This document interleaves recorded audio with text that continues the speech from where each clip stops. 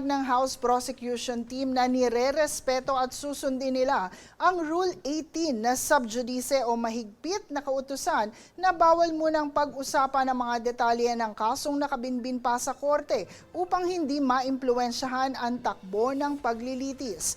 Ayon sa House Impeachment Team Advisor at Spokesperson Robert Ace Barbers, tatalima ang prosecution sa mga direktiba ng korte ngunit umasang ipatutupad dito ng patas sa lahat ng sangkot kabilang na ang nasa sakdal na si Vice President Sara Duterte. Matatanda ang naglabas ng mahigpit na babala si Senate Presiding Officer Francis Cheese Escudero na ipatutupad na ng lubusan ang Rule 18 simula ngayon habang pinatawad naman at nilinis ang mga naunang paglabag sa pamamagitan ng Clean Slate Policy. Sa ilalim ng bagong alituntunin, mahigpit na ipinagbabawal ang pagtalakay sa mga ebidensya, kredibilidad ng saksi at kahihinatnan ng kaso kung saan may katapat itong 2 strike na parusa na may kasamang mabigat na reprimand o multa hanggang 30,000 piso para sa mga lalabag.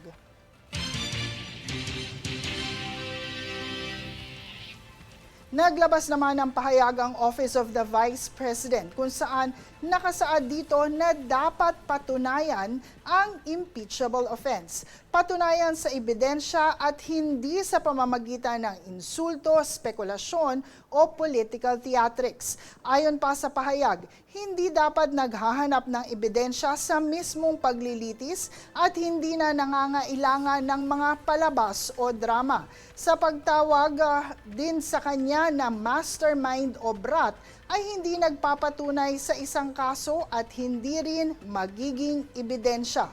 Ihinayag din ng Vice Presidente na lubog na ang bansa sa baha at kahirapan ngunit tila walang mananagot.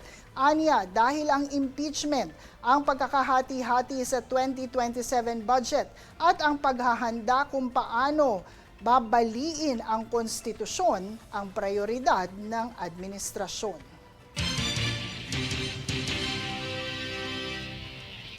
Kaugnay nito, binigyan naman ng tugon ng palasyo ang naging pahayag ng Vice Presidente hinggil sa pagpapakita ng ebidensya. Ayon sa palasyo, sa naging pagdinig kahapon ay mas lalong naipakita na ang Vice Presidente ay may alam sa activities kaugnay sa confidential funds base na rin sa naging pahayag ng kanyang tao. Anya, ito ay ebidensya at hindi ad hominem na pananalita. Kaugnay naman ang pahayag na lubog na sa baha ang bansa.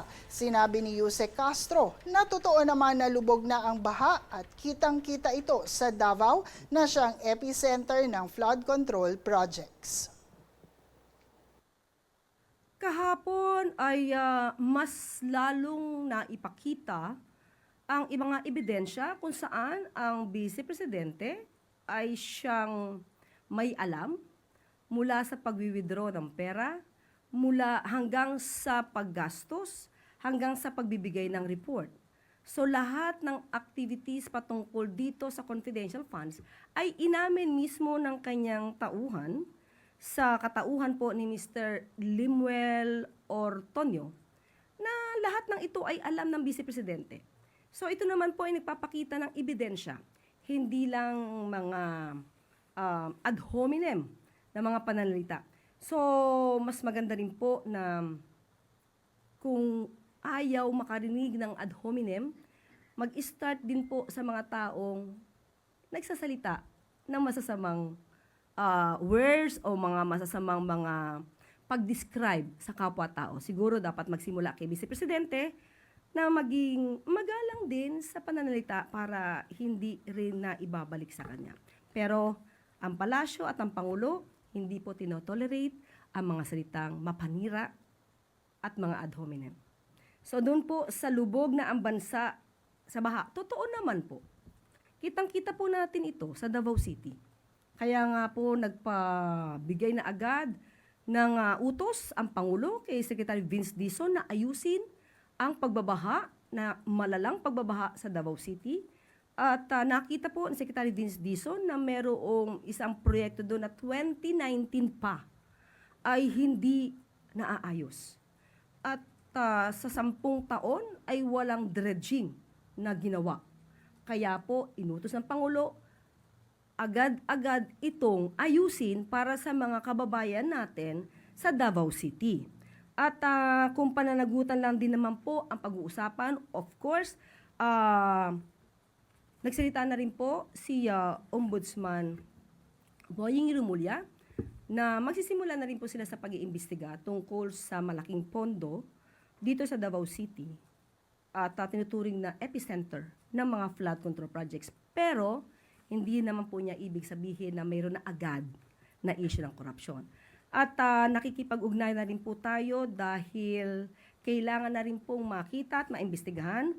Aking ipapakita ang report dated May 30, 2022, kung saan as of March 2022 ay mayroong 13,917 flood control projects na kumpleto sa panahon ni dating Pangulong Duterte. So dapat po talaga itong makita at nakikipag-ugnayan din po tayo sa DPWH na dapat natin malaman kung ito ba ay numero lamang o totoong mga nag-i-exist. Kasi napakalaking bagay kung ito lahat ay maayos, nagawa ng maayos, kumpleto, dahil makakatulong ito sa problema ng baha. So kung meron dapat managot dito sa mga proyektong ito, dahil inamin naman ni dating Pangulong Duterte na merong ghost projects sa panahon niya, dapat din natin malaman. Kasi para mabigay po natin ang kahilingan ng Vice Presidente na managot ang dapat na managot. Patungkol sa paghahati-hatian ng 2027 budget, mas maganda pong tutukan niya po ito, lalo-lalo na pagka may BICAM conference. At ang paghahanda kung papaano baliin ang konstitusyon. Sa ngayon po ang impeachment proceedings ay naaayon sa konstitusyon at ito ay parte ng probisyon ng saligang batas upang mapanagot ang dapat na managot. Kung may kasalanan, dapat na mahatulan.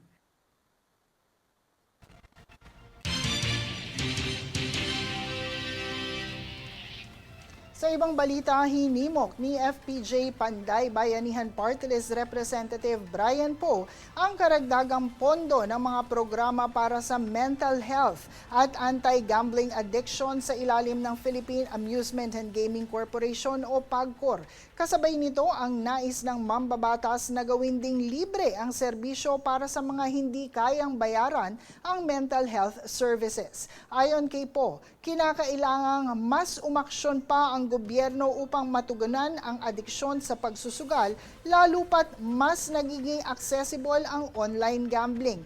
Binanggit naman ni PAGCOR Chairman Alejandro Tenco ang Seagulls Flock Organization Inc. na nag-ooperate ng 24-hour call center para sa mga nakakaranas ng problema sa pagsusugal.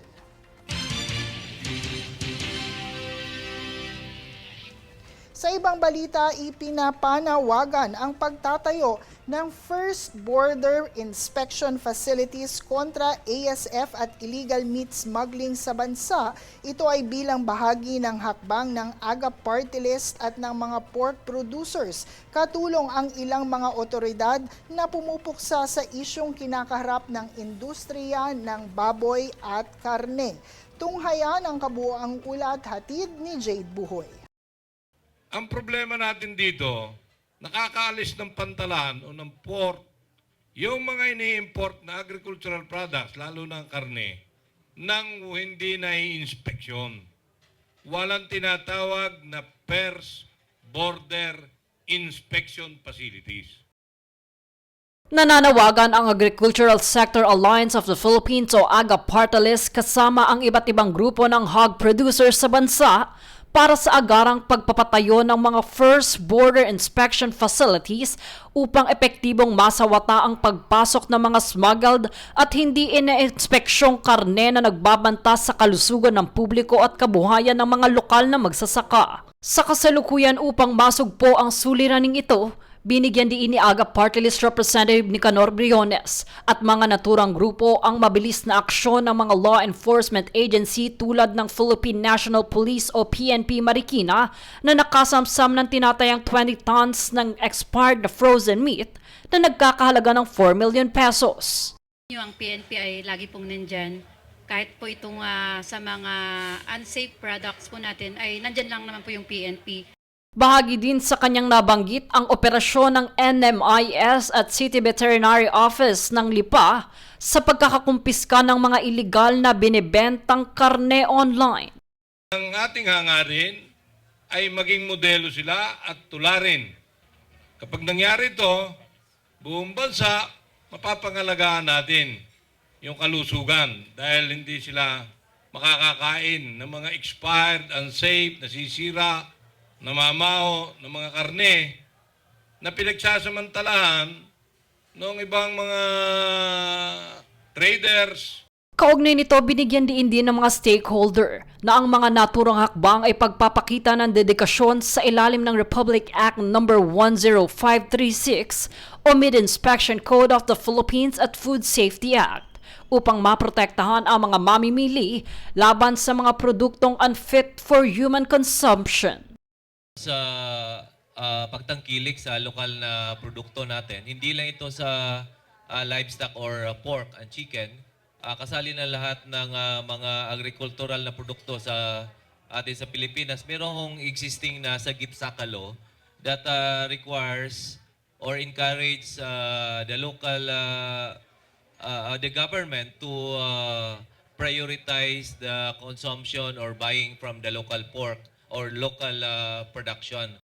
Gayunpaman, iginiit ng mga hog producers na patuloy silang nalulugi dahil sa talamak na over-importation at smuggling kung saan umaabot sa 891 million kilos ng imported pork ang naitala noong 2025 at inaasahang aabot sa halos 1 bilyong kilo ngayong taon, bunsod na rin ng pinababang taripa sa ilalim ng mga umiiral na patakaran tulad ng Executive Order No. 62. Dahil dito, muling inihayag ng grupo ang kanilang panawagan, kabilang ang pagbabalik sa orihinal na taripa sa baboy na 30% in quota at 40% out quota, maging ang mabilis na implementasyon ng RA 12308 o Animal Industry Development and Competitiveness Act para magamit ang Animal Competitiveness Enhancement Fund sa mga livestock development at ang pagpapatuloy ng African Swine Fever o ASF vaccination upang masalba ang mga lokal na industriya ng pagbababuyan. Jade Buhoy, nag-uulat para sa Golden Nation Network.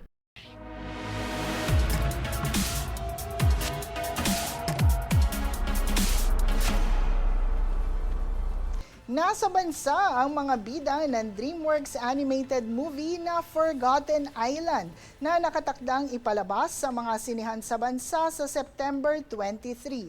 Sa isang special advance screening ng naturang pelikula, dumating ang mga direktor na sina Joel Crawford at film writer at director Januel Mercado at present din ang dalawang film artist, kabilang na ang film at 5-time Grammy winner na si Her at ang international actress na si Liza Soberano. May temang tunay na pagkakaibigan dapat ipaglaban mula sa DreamWorks Animation. Sa Forgotten Island ay makikita ang paglalakbay ng dalawang bidang sina Joe at Raisa sa isang misteryosong portal na nagdala sa kanila sa mahiwagang isla ng Nakali. Dito nila makikita ang iba't ibang mitolohikal na nilalang na kanila lamang napakinggan kay Lola at sa mga kwentong Pilipino.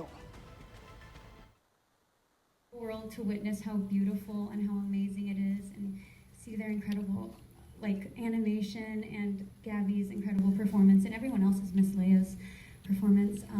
Yeah. We wanted to make sure that we showed our culture visually through symbolism, and especially that Filipino sun, that our iconic flag is represents us, and as you'll see in the movie, it's throughout the story, and there's a lot of Easter eggs too, and nods to our culture musically, and of course there's lots of food. The crown jewel of any party. We're proudly displaying the lechon, so keep your eyes open for many of these nods to our culture. Mapapakinggan din sa Forgotten Island ang mga boses ng ilan pang sikat na Pinoy stars na sina Jokoy, Dolly De Leon at Lea Salonga. Manatiling nakatutok para sa higit pang mga balita sa pagbabalik ng News Force.